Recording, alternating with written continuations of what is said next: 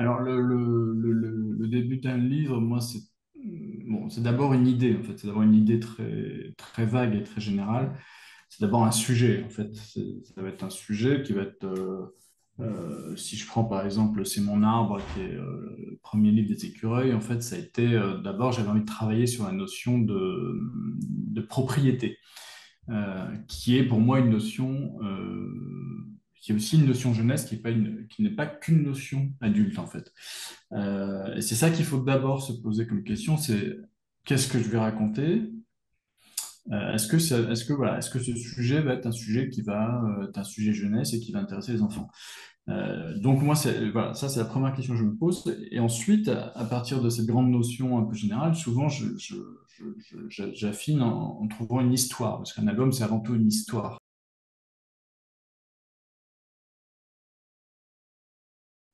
Alors ça, ce sont les carnets dont je parlais tout à l'heure, où je commence à noter c'est plus des idées en fait. Voilà. Donc c'est des choses que je note en vrac comme ça, et qui vont petit à petit se structurer un peu le sens général de mon album. Et puis, voilà, je vais commencer à prendre des petites notes comme sous forme graphique. Là, je j'ai pas encore mon personnage, je sais pas exactement à quoi il va ressembler. D'ailleurs, là, on voit qu'il y a un petit roi qui est barbu, mais qui va pas être finalement ce personnage-là.